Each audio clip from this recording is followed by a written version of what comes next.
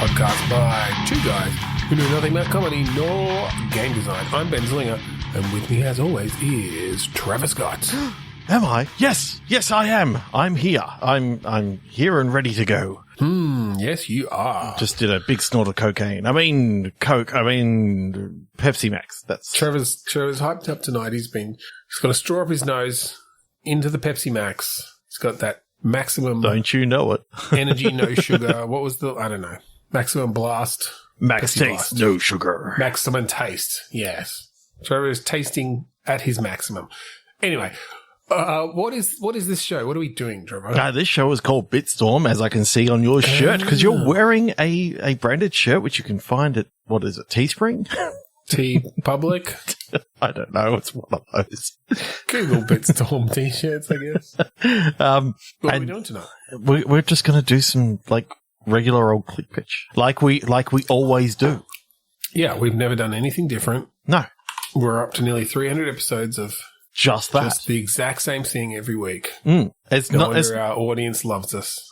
Click Pitch is a game where we each have a random word generator in front of us. And on the count of 3, 2, 1, click, we are each going to get a new phrase, an adjective and a noun, throw them at each other, and make a game design from it.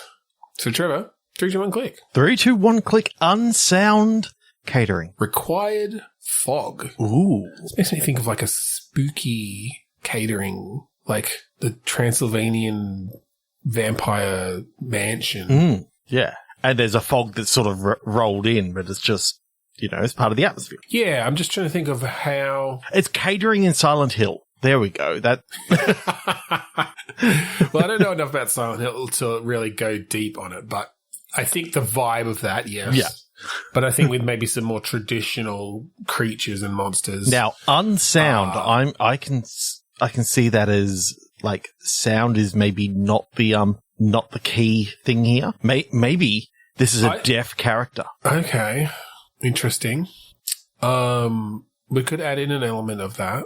I'm trying to think how that will play out gameplay wise. It's all through I'm picturing haptics. That it's all haptics. So you're feeling things, you're seeing things, and well, so where I was going with the gameplay is that you are the caterer, you are, catering some sort of event. I guess, in a very Hotel Transylvania kind of way at this place. I'm getting vibes. Maybe not as wacky. But you have to deal with people's allergies and stuff because you can't serve garlic to fucking vampires and nothing with garlic in it to vampires, right? You can't serve things to werewolves in silver bowls or with silver spoons. And so it's sort of I guess a bit of a spinning plates or a bit of a, logistical game where you're putting together the different things and trying to meet the requirements, while meeting certain restrictions. But I guess maybe also you're deaf. Maybe the reason you can do this job is because you aren't susceptible to the banshees and succubi that are present at these sorts of events. So it makes me wonder given that sound is quite critical in a lot of games. Yeah. What would happen if there was no sound whatsoever? Would that take away from? I think you'd have to have something. Whether you're kind of doing it in a way where you've got muffled or that you are translating the movements and things in some way into sound so that you kind of are evoking being deaf without actually, or we just make it literally a game for people who are deaf. I'm just wondering, would this work well as a VR game? And you've got sort of the haptics in the in the hand controllers, and as you're picking things up, obviously, you can sort of maybe feel if there's a big Yeti sort of character coming up towards you. You actually, Well, and you could represent some of it visually too, to sort of, show that your deaf character has sensed certain things. I do kind of like the idea of a VR game where it's not just that there's no sound, it's that you're playing white noise or something to actually make it so that you are you can't hear anything else. Now, cool. You said white noise, and white noise is so harsh. Well, pink noise. Pink or brown, because brown noise is quite nice as well. It's just a softer, less harsh. Just don't do the brown note. No. You've got to be very careful with the brown note. We've got to tell our sound designers. We've got to be very specific. Yeah. You can use brown noise or pink noise, just don't use the brown or pink notes. Yeah, be careful with autocorrect typing brown noise, because if it changes to brown note, then it just gets messy and we get sued. Yeah, it's a problem. It's happened before. I think if you were deaf, obviously to know if someone's coming, you're relying on feeling, which comes from the haptics. You're relying on looking at, the line, but you may also have, say, at one stage, 3 different lines that you're dealing with. So you get... Well, I was actually more picturing that that it's more of you're moving through the crowd with, trays of, with food and things. I mean, you could do it both. Like, maybe you're working the buffet or something, or you're working the tables, but then you have sections or whatever where it's like, oh, no, you need to circulate the hors d'oeuvres or whatever. Yeah. And it's kind of, then it could literally be you've got to remember, okay, left hand, I've got, garlic knots and whatever. And then in my right hand, I have artificial blood or artificial garlic knots. So you can give the artificial garlic knots to the vampires. And but literally it's a situation where if you get close enough to someone with a tray, they will reach out and take it. So you're having to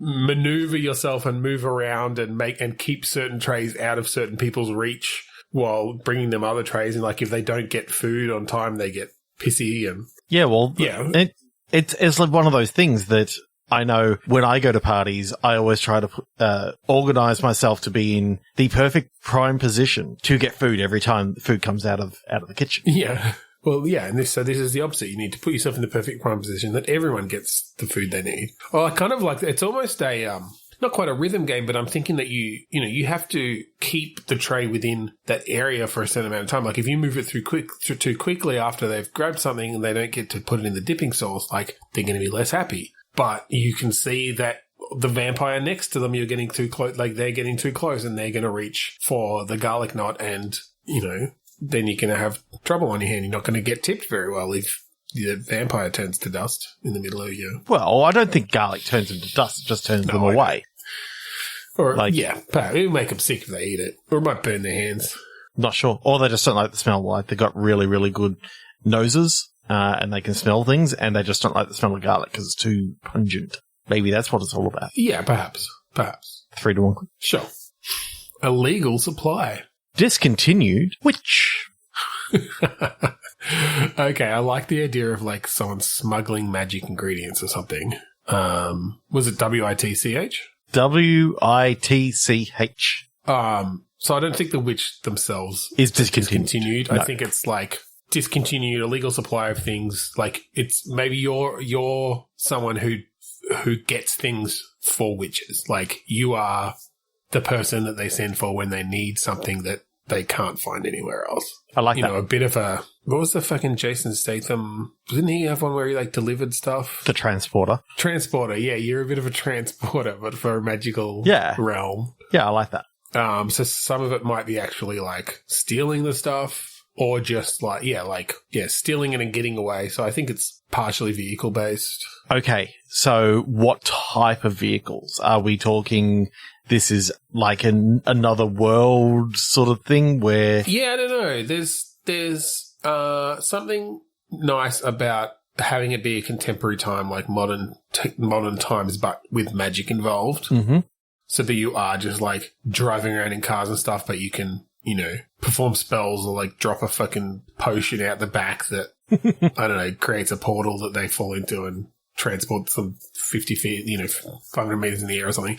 Okay, so just a little bit of world building here. What powers these vehicles? Well, before we go down that path, that is tempting, but also I kind of like the idea of just an open world fantasy-ish world where you're maybe riding around on a broomstick. That's kind of cool too. I don't know. I'm liking the contemporary thing. You kind of sold me on that. But I want to know what these cars run on. Because they can't be run on petrol and fossil fuels. That just doesn't make sense to me. Okay, so we're talking the modern version of a fantasy world, though. We're not just our world with magic. No, it's a modern version of a fantasy world that witches and, knights and dragons, they're all there, but they've just also got technology. They've figured, their technology is advanced. Okay, well, I mean, I think the cars probably run on some sort of potion, right? Like some sort of magical concoction. I think they still kind of look like old-fashioned horse and carriages. Like not without the horses. Yeah.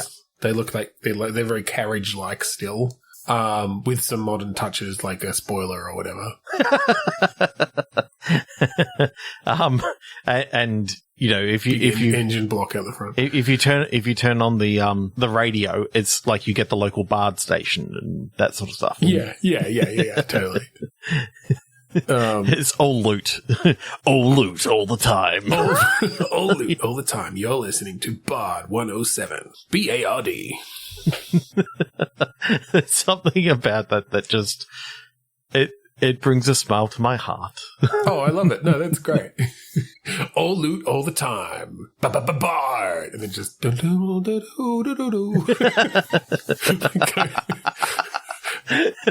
unless you get some like heavy metal looting, like put some distortion on them, and it's all sung in like Aboleth or whatever, like some abyssal language or something. Okay, I like that a lot. So I mean, we're essentially kind of moving towards Grand Theft Auto fantasy, but in a way, there's something about that I want to hear on the radio.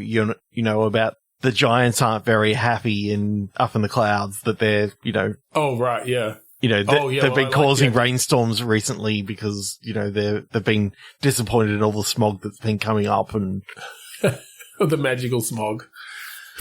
Yeah. These cars are just like churning out blue, purple, green smoke out the back, depending on, what specific thing they're running on. Okay. I like that a lot. I like that. Yeah, so this world building has a lot of stuff here. Now we need to talk about, the game is that you're a transporter. You go and collect the magical ingredients. Do we want to follow the Rockstar kind of formula of open world but story missions, or do we want to make it a bit more systems based, a bit more what's the word? This word always gets stuck before I can get it out. What's the word when it all comes together as part of a system? Emergent. Do we want to make it a bit more emergent, sort of where it's more about the cool things that happen as you like? I mean, I like a bit of a mix of that, where you kind of had in, say, Breath of the Wild and that sort of stuff. You did have some real emergent gameplay happening throughout, but you also had, like, here are your big tentpole stories, and here are some more smaller side quests that... Maybe a bit then, like, I went back to Death Stranding last couple of weeks. Oh, I need to actually go through that. Yeah, the first time I played it, I bounced off it pretty quickly, but I've been enjoying it this time. I've gotten a lot deeper. I'm up to chapter 3. Nice. I own it. That's got some really cool system stuff in it. Like, there's a lot of systems that work together in interesting ways in there. But then, as you sort of, in this game is very much about you're sort of unlocking new areas as you go, because the whole thing is you're sort of making your way across the country, but then you get to a chapter point. It's like, you get a bunch of story stuff. You get, I guess one of the things I like about Death Stranding is that it does have a lot of story stuff going all at one time, but it's in like the deliveries that you're doing. It's like, this delivery is essentially a story delivery. But you don't have to take it right away. You can take it at some other time. And it still involves all the systems. So that differs a bit from something like Grand Theft Auto, where once you trigger a story mission, the situations are going to be the world kind of changes around the story that you're in. Whereas with Death Stranding, like, if you've sort of, I guess, grinded, you might have like built a bunch of bridges and like ropes and ladders and stuff. So it's actually going to make that story mission that little bit easier, because it's more about just. That thing needs to get to that place. If the story isn't really in the getting there, it's in having it done, and then you see more of the story. So I don't know. I think a mix between those Yeah, I start well. thinking about like the emergent gameplay that was coming out of like the Far Cries and that sort of stuff. That's something that I'm kind of interested in. That would work well here. You can have essentially a lot of nice systems that work well together to create that kind of emergent gameplay, but still have story in there that can be affected by those systems. Like, I'd love to turn up at a witch's place that, you've got the ingredients, but there's like a dwarf versus fairy battle going on out the front that is making it harder for you to get through with that illegal fairy dust or... Yeah, for sure. But, if you've done another mission or like changed a certain dynamic in the factions based on other things then maybe you can influence whether or not, that dwarf fairy battle is more or less likely to happen because of where the front lines of their particular war is going on that you have an influence on too. Mm. Yeah, that's cool. Yeah, I like that. I like that a lot. I kind of don't want it to be gritty. There's something about... No, I think it needs to be a bit lighter. It needs to be almost too clean, if you know what I mean. All the magic users are literally using cleaning spells continuously, and they've made it so sparkly clean that there's something almost wrong about the town, that it feels too bright and bubbly. I mean, honestly, I was kind of getting a King's Quest vibe from it a bit.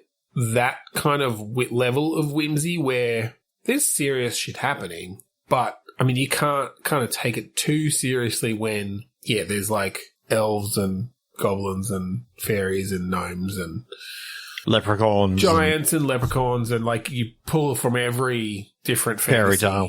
Fairytale. I mean, I guess that's it. We're talking more fairytale than fantasy, I think. For sure. Which is, there's nothing wrong with that. I really like that sort of stuff. And in fact, I think there's not enough done with specifically fairytale, fantasy. Yeah, and I'm not saying do it as just like Tolkien fantasy, do it as a, Wolf Among Us or whatever sort of level of stuff. I don't want it to be that sort of contemporary sort of thing, and don't necessarily call out the fairy tales directly. Like, you don't want to see... I don't think it's like, oh, you're doing a mission for Little Red Riding Hood. No, but there's no reason why you couldn't be going up against the gang called the Red Hoods or something like that. Like, well, again, I guess it depends on how, because that almost does lean towards the sort of grittier, like modern, like, which is fun to do, like a bit like Fables or something. Have you read Fables? A little bit. I mean, that's what Wolf Among Us was based on. But I mean, I mean, I guess Wolf Among Us is a good touchstone for that. So I suppose maybe we're just talking a middle ground there, where it's not quite dark, gritty, noir. Yeah, you're not talking about, your character is, the big bad wolf turned blah, blah, blah, or even that any character is. It's more just, we're using those references. I love the idea. So this is a bit of an unrelated tangent, but just sort of, again, thinking of the modernization, but in a fairy tale context. Love the idea of skyscrapers. Like, there's a fucking gingerbread skyscraper. Like, the candy house of Hansel and Gretel, but, skyscraper. Maybe they've got their own. Maybe Hansel and Gretel are like big corporate CEOs. They took over from the witch. They took over the witch, and like they're exploiting all the witches to make candy buildings. They're like real estate moguls.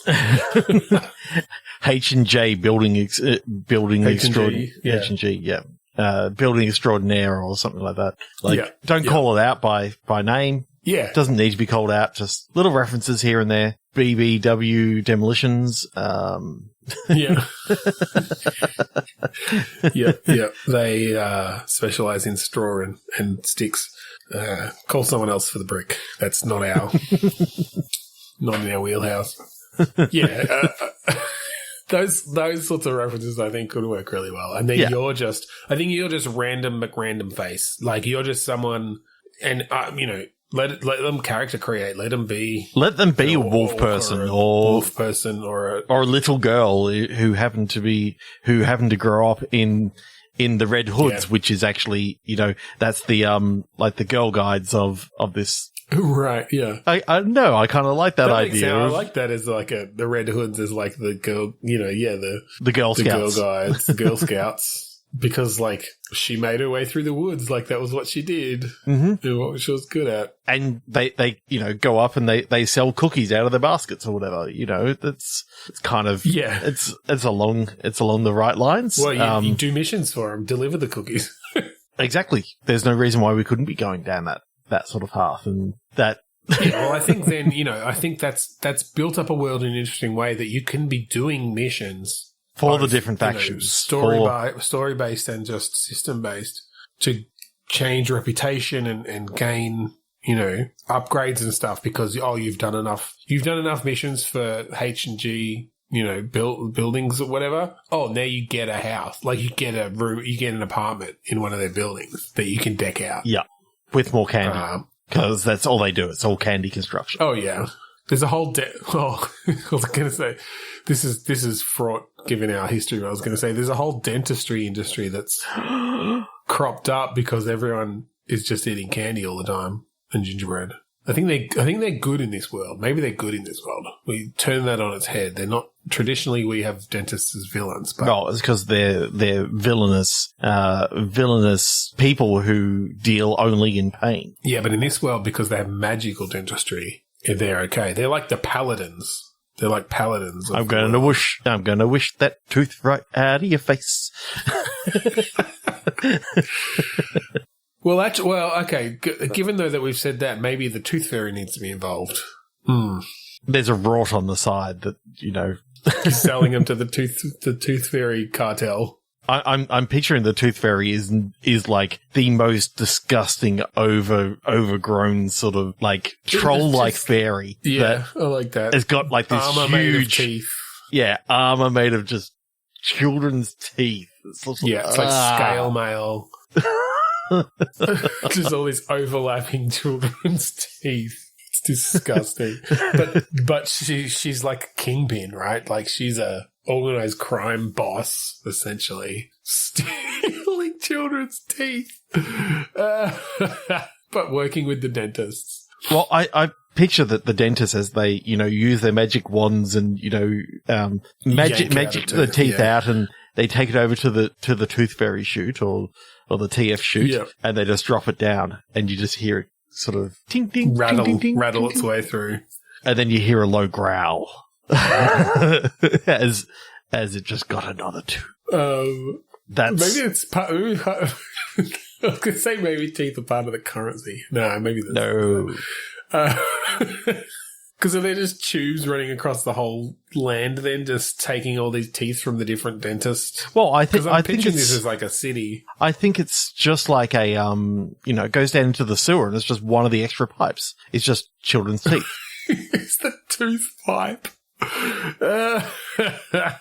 So you've got water pipes, you got sewage pipes, you got teeth pipes, and then you got fairy dust pipes. Because, right, that's where you meant. Yeah, I was going to say, there's got to be something magical. Yeah, because I think fairy dust is like the equivalent of electricity in this world. Yeah, it's kind of the base ingredient for a lot of for all magic or whatever. So you've just got you've got taps, or is it, or maybe like a valve? Either valve or it's just an outlet that you plug something into the outlet, and it's sort of like it's almost a tube sort of thing, almost like a tube. Yeah.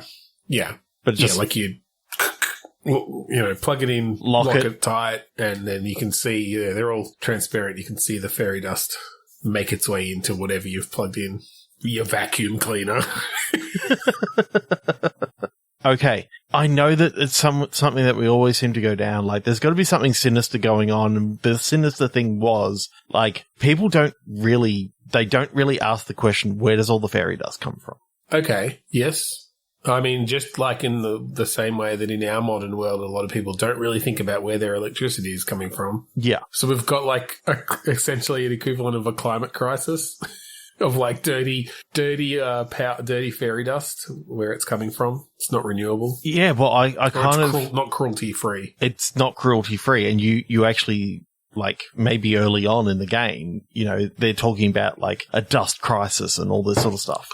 Yeah. And then throughout the game, it's like, oh, crisis averted. But you notice that there's not so many fairies around anymore. Like, yeah, you eventually like track down the fairy dust You go to the fairy dust plant, the dust plant or whatever, and the dust plant, and it's just like fairies hooked up to paint shakers that are in turn plugged into like a dust pipe. Yeah, exactly. It's just so like they're powering themselves constantly. Right, self-sustaining. just fucking. You stop one of them, and the fairy's got the classic like eyes rolling in its head. Or I'm just thinking whether there's actually a dust gland that they actually have, and what they've done is they've actually, taken the dust gland out of it's all more these. Like a surgical thing, and then they hook all those up to paint shakers. Because there's something about, like, it's just the gland that is just now... Right, like kinetic energy, that's interesting. And it just... So do you start running into fairies then who've had their dust gland removed? Yeah. And they're incredibly violent. Because I think that, they... Oh, it, like, kind of keeps them sane. It keeps them... Yeah, I mean, it's changed their brain chemistry, essentially. Like, they're no longer being fed by the dust. So it turns out that it's a hallucinogenic, and they were always high on their own supply. You don't even need to go. You don't even need to go there. It's just magical, and that magic is required to regulate their body. Essentially, it's literally part of their. Oh, I'm just starting to system. Starting to imagine that they start to turn to like dust themselves, but it's like growing older and older and older because it's the magic that was sort of keeping them together, and they're gradually falling apart. Oh, you could go really gruesome with it. Like maybe essentially without the magic, there's some sort of cancerous sort of thing where they just start sprouting like tree branches or something out of random parts of their body. Stops them from flying because it's like embedded through one of their wings. You just run into these horrific fairies that are it's actually reminded me of the second, third, and fourth books of the Ender's Game series, where you had those little creatures on that planet where he was Speaker for the Dead, and they cut themselves open and they turned themselves into trees.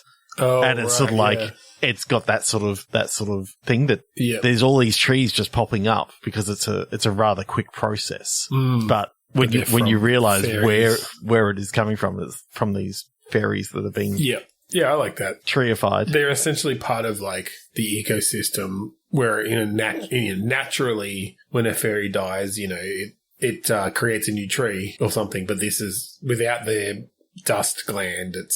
It explodes out of them.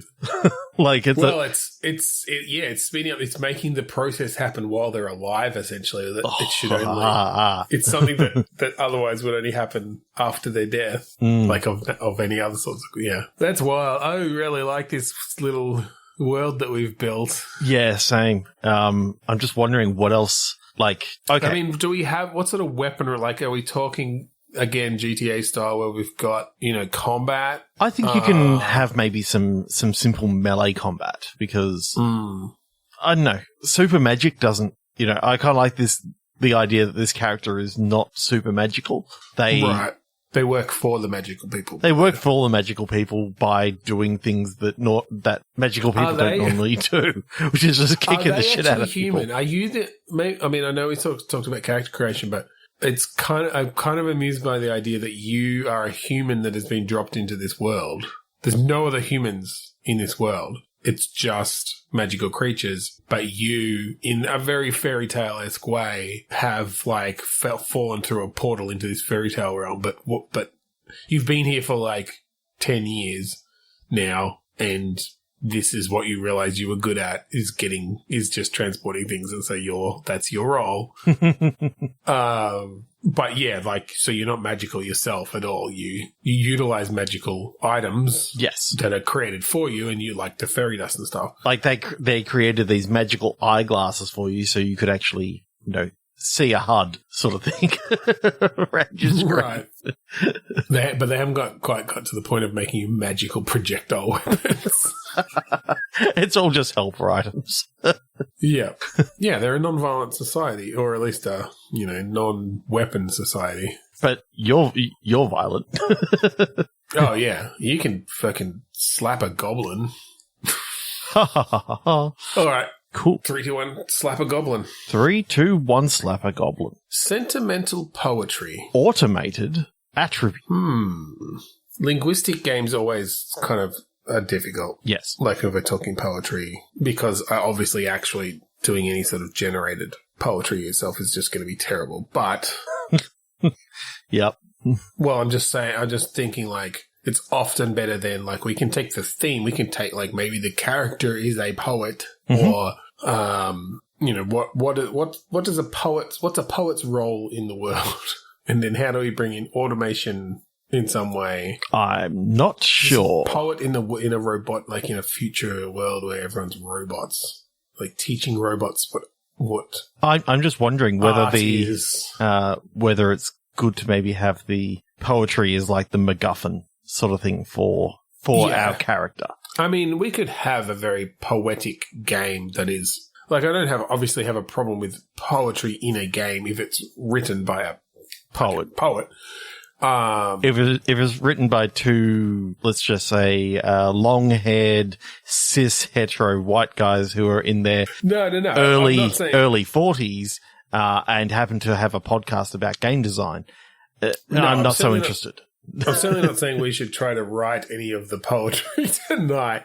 So it can be the MacGuffin of this discussion of the game. But I don't think there's anything wrong with having some poetry in the game itself, like having, if it works with whatever the stories or the gameplay. But we don't have a game yet, so yeah, I'm just trying to think. Is this about a world where they are trying to automate poetry, like AI? There's a lot of, artificial intelligence that's becoming more powerful, or there are, like androids and robots who aren't understanding. You could write one could write a very, not us, a very poignant game, about, poetry, the death of poetry in an automated, robotic society. Little enclaves of artists and poets that are hiding from the robotic world, the roving squads of I don't know, yeah, roving death squads, just taking out anyone creative. I'm going to suggest something. 3, 2, 1, click. Yeah, okay. Technical rough, repaired asterisk, not asterisk. Asterix, Obelix. Yes, so it's set in Gaul. Fight the Romans. Okay, where my mind went with this, actually. So a technical rough made me think of like a blueprint, but not like a rough blueprint. Mm-hmm. And the idea of a rough blueprint having an asterisk on it, like, a footnote, but there's no, you don't know what the footnote is. It's been removed, or it was never put on, or like that kicks off the story. Is like you have a rough technical blueprint for some sort of technology. It doesn't fully explain how to create it because there's an asterisk on there of basically like need to solve this bit. And so maybe it's kind of about like seeking out or finding the person who created it, or it's basically a game version of step 1, do this. Step 2, question step mark. 3, profit. Yeah, you're trying to fill the blanks. I kind of like that as a premise, but so who finds it? Where do they find it? Who originally created it? Is this sort of a like kids find or teenagers find it in like the grandfather's old? I feel like we do that a lot. Yeah, I think we do that a lot. I think this could come into one of those things of, let's just say I've been watching a lot of Grey's Anatomy recently, and one of the things that they brought up in there was like, a daughter comes to the same hospital where her mother was in her prime and all this sort of stuff. And I like the idea of like, your mother's gone missing. Okay. And she was an engineer. And you're a daughter coming into your own. Mm-hmm. And you find, like, you've got basically all her journals and you've always had them, and you finally bring up this blueprint going, I need to solve this now.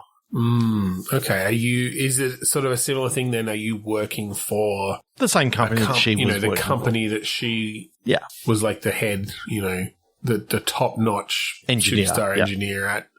Before her mysterious disappearance. Okay. Yeah, that's cool, because then we can tie that mystery into whatever this thing is and what it does. Some sort of power source or some sort of, advanced technology for, like, I don't know, instant, like, some sort of quantum entanglement communication or something, maybe. Mm-hmm. What is she trying to build? Or what was she trying to build? Whether it was, is this an intradimensional transporter or something like that? Yeah, well, I guess the question is, like, was she trying to build something and succeeded, and that's where she went? Or was she trying to build something and it went wrong, and that's where, like, it did something that it was not intended to do, or that it was not, she didn't predict it would do. But yes, had the same sort of result of, like, oh, now she's, lost in the quantum realm. There's something about, like, I'm sort of thinking the reason why something went wrong, and we can obviously change this if we don't want to, is because of the idea that every single thing that could happen has happened somewhere in the, one of the like multiverse sort of things. The only way this works is if you were the only one to turn it on at that particular time. If not, then something goes wrong. But of course, if everyone at all times could be doing everything, then you need to have, like, some sort of quantum untanglement device that's interesting. That makes it so you are the only one who has the idea to turn it on right at this second. Or some way to communicate with all other universes at once, which is an interesting kind of paradoxical sort of thing in a way of, because I just had the idea of, like, you get to the point, you solve it where it is like, oh yeah, like, only one universe can turn this on at once. Mm-hmm. So we've invented a thing to, like, send essentially, like, communicate across all multiverses, and either send a red light to say don't turn it on, or a green light to one single multiverse at that point to turn it on. But you're never, you spend like 17 years waiting to be that one multiverse, like waiting for your turn, essentially, because there's an infinite amount out there. And here's the thing. I did have the thought that because there is an infinite amount, and numbers can obviously go to an infinite amount. Yep. Every second, if you broke up that second, like if you went to infinite number of digits, within each second, each universe could be assigned one, micro milli all the way down into infinite one infinite fraction of a second. Exactly. Each universe gets given one of those, and so every second they can turn it on, but it's all about learning which one is yours. Yeah, okay. I think that is funny. I mean, less funny. I think that makes more sense. In a way, I think what it is that, yes, you do need to invent a way to communicate with all multiverses. It's an automated thing, like you said, that essentially it's a coordination. It coordinates it so that only one universe can have theirs turned on at any point. But it's not that it is split up to that degree of, like, it's essentially like multiplexed across infinite universes. So it becomes just a technobabble MacGuffin at that point to solve the problem. Yes. But yeah, I think there is still a bit of a delay though. Like, you, even though I guess maybe technically you could split it up into an infinite of a second. That actually there's like a minimum, there's like a 5-minute, there's some sort of law of the universe that actually it's 5 minutes. Like, you can only split infinity into 5-minute sections for this to work properly. That's the minimum time to let every universe have a turn. I think we just broke physics, but It turns out that infinity is divisible only by... Yeah, by 3,600 seconds or whatever it is. Wait, is that... No, that's an hour, is it? I don't know. It's so funny because it's just so stupid, but it's so awesome at the same time. So and then because I can just picture scenes then of like, you have to wait, oh yeah, okay, it's going to be our turn again soon. Infinite other universes are also trying to save their mothers. So where has she gone then? If there's, I guess the thing is, it's not that infinite other ones are actually trying to save it. There is going to be in infinite universes. There's only going to be a subset of that. Can you have a now? It's getting into the weeds because you cannot have a subset of infinity, which is kind of weird because technically there are. When you look at infinity, there are infinite numbers within infinity, between each. It's such a weird thing because there are infinite digits within as well. Infinite. If there are literally infinite universes where everything is happening, everything everywhere all at once. Go see it in theaters now. It's amazing. Yeah, don't download it from like a torrent or anything like that. Even though I would never have done that. I don't have 4 kids, and I can go to the movies whenever I want. If there are infinite universes with everything happening in it all the time, yep, all the time, some of them, then this isn't happening exactly. But also, it's happening in infinite of. Like you can't say that like 5% of that infinite amount. No, like it doesn't work that way. Yeah. Anyway, my brain's breaking. I do love this idea. There's at least one of them that you come across in which the system itself got blown up, and it happened to be called like the event or something like that, where they happened to turn on at the same time as something else, and something came through that they that caused this huge event, and maybe it's like a MacGuffin sort of thing, of which you think that's where your mum went, but it's not. It's not. Well, because what I was going to say is maybe just to fucking add more complications. Maybe when more than one universe turns this on at once, it creates enough like energy or whatever, or a particular like resonant frequency across universes to punch a hole into a different multiverse. Okay. So there's like basically like a different plane of existence then. So we've got our infinite universes here, but there's another set of infinite universes on a different plane. What I was thinking that you were going to say is if you happen to both turn it on at the same time, it merges those two universes together. It just mashes them together and kind of creates a Cronenberg. Oh, like literally the matter of those universes just smashed together and like jams together in weird ways. That wouldn't make sense though, because if your mother has done that, then your universe would be she traveled merged. First accidentally. She traveled first. Yeah, she quantum leaped. She quantum leapt into another universe and just into another version of herself, and then she was Cronenberged. Yeah, I hate when you quantum leap and then get Cronenberged, and then sometimes you end up in like you get Jurassic Parked. You don't want to get Stranger Things either. No, especially not with Vecna around now. I haven't watched it yet. And there's that one universe where all movies are verbs, and that's just a horrible place. Very, very much so. Videodrome. 3, 2, 1, click.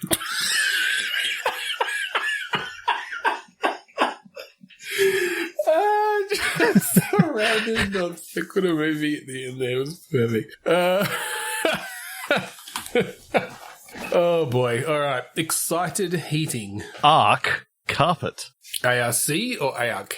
ARC. Ooh, okay. So I'm thinking carpet, static electricity. Creates an arc of electricity. Excited. Okay. Like that's. I mean, they're exciting the electrons. Yeah. Yeah. All right. So I'm thinking then that this is some sort of I want to come up with some good gameplay around like rubbing your feet across carpet and powering things or zapping things, or, you know, is this sort of some sort of combat-based game, or even a puzzle game, maybe, where you've got carpeted sections, non-carpeted sections, and you have to be able to build up a charge to do certain things, you know? I like it a lot. I like the idea of harnessing static electricity to, you know, overload door sensors and, you know. Yeah, well, I mostly like the idea that you've got a shuffle button, like a trigger. You hold down the right trigger and that's when you're shuffling, you're rubbing your feet and generating the electricity. And if you let it go, you're just walking normally, you're not gonna generate the static. You know what? You know what would be great if it happened? You have like your Q sort of character who cuts up some of the carpet and slips it inside your shoe as like an insert, and therefore you've always got it there that you can like just move your feet a little bit inside and inside your shoe. Yep. That might be, maybe that's the, you know, the end level sort of final overpowered stage where you've got a constant stream of static. But you've also got like a lead sort of connecting the two together so that it's just alligator clipped on. I like this as like a puzzle game's interesting because I'm sure you could come up with some puzzles where it's like, you know, you've only got a certain little stretch of carpet, but it's not near the thing you actually have to do, and so you have to find ways to like charge it up and then not discharge it or something. Like certain surfaces will discharge it, or it's usually there's stuff called metal. If you get near metal, then I don't know, something just seems to suck it out of the body. So nobody knows. It's never been solved. But either that or little kids. Little kids are, you know, kids are great static magnets. Yeah. They take that out all the time. Ooh, carpet is one way of getting static electricity, but balloons. You rub that against your head. It's like, and that's like your quick fix. But your ultimate one is like, if you can sort of, shuffle a bit on the carpet, then you get the ultimate sort of. Are there other things, like, is this maybe just one gameplay mechanic? Are there other things? Well, we've got heating. Yes. If we're talking sort of annoying everyday, like, things. Friction. Cold hands. Cold hands, yep. Like, you have the opportunity to, like, grab something cold and then you use cold hands as a weapon and people are like, oh, that's really uncomfortable. You get water on your hands and then you put it all over someone's face. It's like, don't you hate it when you piss on your hands? It's just all these, like... It's all those childish, like... stupid childhood things. Trampolines, static. And really bad, especially if you double bounce someone. Like, you can break people's legs and stuff. I'm picturing now a boss level where you're like... maybe a boss level. I was gonna say, you're double bouncing, game, like... I like a trampoline mini game where you have to double bounce. But you can get double bounced yourself. Oh, yeah. So... you gotta be careful. It's a dangerous game. Very dangerous. And it's a best of 3. Well, you've only got 2 legs, so every time you get double bounce, one of your legs breaks. Potentially. Depends if you get launched over like the safety barrier, because on these trampolines, of course, you got the safety barrier, so that you can maybe hit it. Like trampolines at my house, the safety barrier doesn't last long and has huge holes in it and gets torn down until you have to dismantle the trampoline. But maybe we don't need to go that far in this game. Maybe not.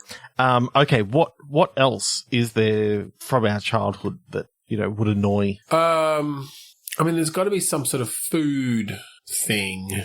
Oh, the most dangerous weapon of all? Peas? No, I was actually thinking a small water bottle that's been frozen that you throw at someone, because that is that is really fucking dangerous. I forgot that people would do that. Yeah, like they bring because their mum or whatever would freeze their water bottle so they had cold water all day. Yeah, and they just peg it at someone. Yeah, Jesus Christ. If you remember Brandy, school children. Do you remember the game Brandy, which was usually the just like throw a tennis ball. But then the worst one, which is when they dunk it in water and throw it at you, which should add to the weight of it.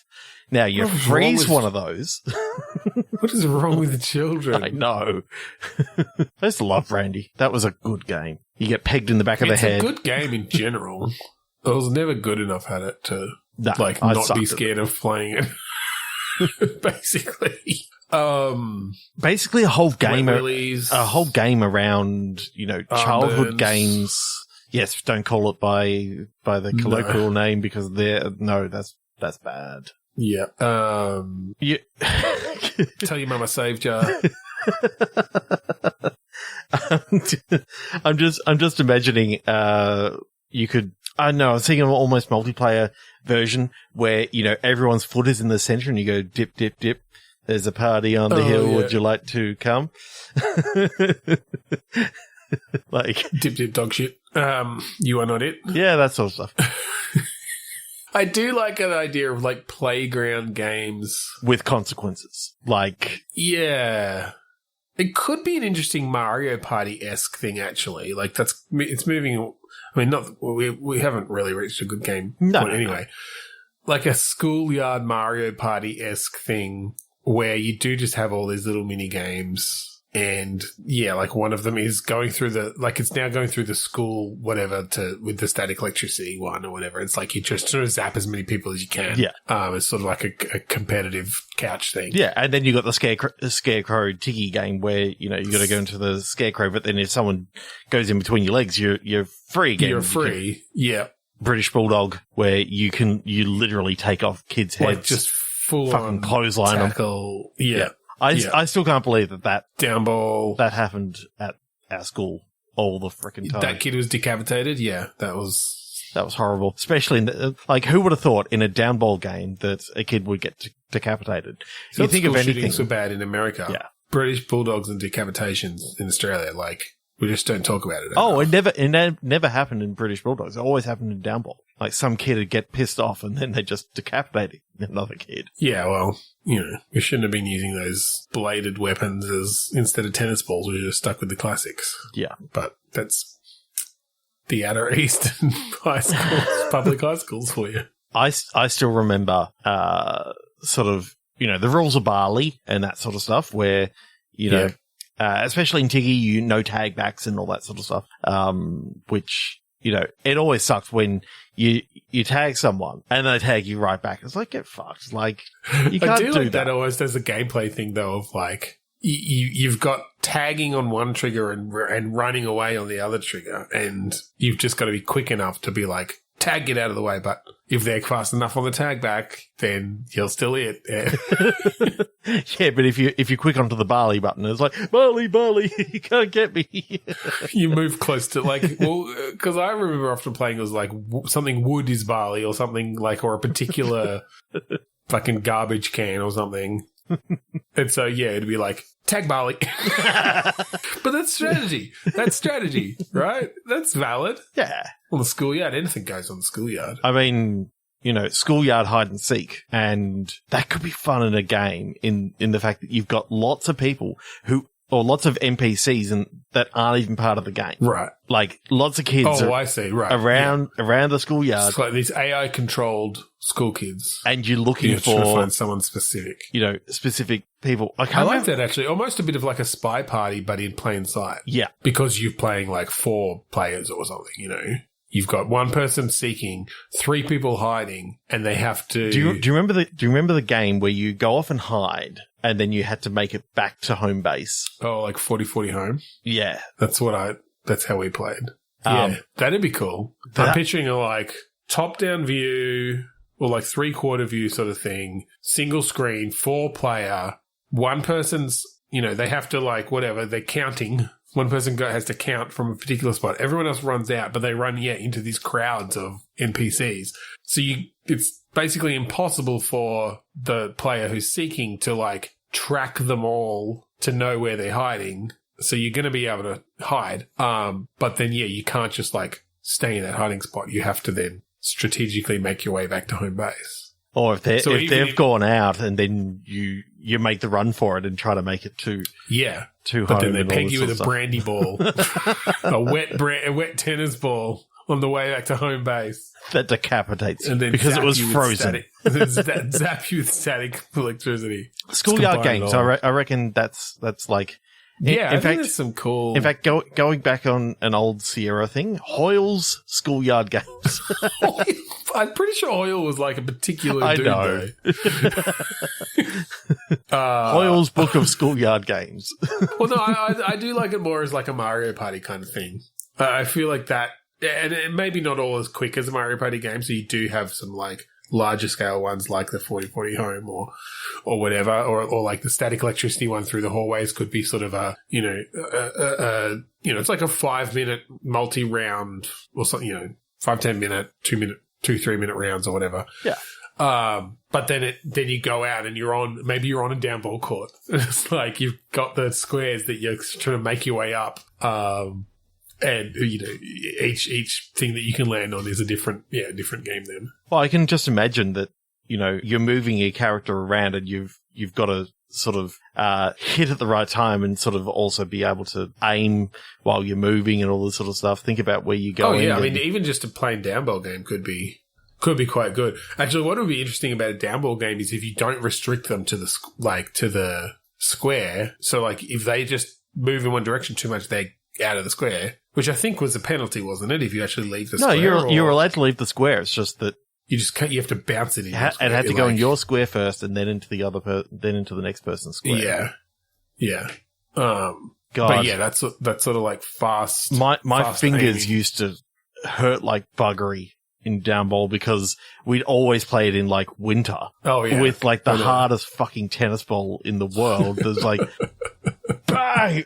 Oh, that was a finger. Like I was always so bad at down ball too. It got so competitive, man. Like it was such a competitive game. If you weren't good at it, then you'd get fucking jeered at, and it didn't feel good. When I was in year 7 and 8, in fact more year 7, I didn't hang around with the group of high school kids that I ended up hanging out with. I hung around with actually some older kids. Mm-hmm. And like in year 7, I was hanging around with some year 10s because I had friends that were in year 10. Right. So when I was over there with them, like playing down ball on the big down ball court, like, oh yeah, which one that is near the portables, like out the other side of like the locker bay, there was that massive down ball court. I played there. It was the place that I got into the only fist fight that I ever had. But because I was with all the year 10s, it didn't really matter, because they protected me and all this sort of stuff. Yeah. If you ever got to the top of that, you were king of the down ball court. Literally. Yeah. Because that was the name of the square. Yes. Oh, such good memories. All right. Well, got bullied like crazy. But I know. Yeah, well, me too. On that reminiscent note of our heyday of high school. God damn it. That was a long fucking time ago. It's over 20 fucking years. We're old. Anyway, if you want to find us online, listen to our previous episodes, go to podchaser.com/bitstorm. They're all there. Every single one of them. Hundreds.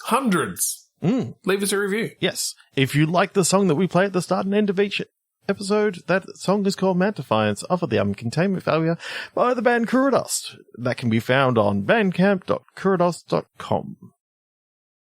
No. Kuradust.bandcamp.com. Whatever. Google it. Somewhere there. Google it, mate. So thank you again for joining us this week on Bitstorm. I'm Ben Slinger. I'm an old fart called Trevor. And dip dog shit, you are not it. 29 years ago.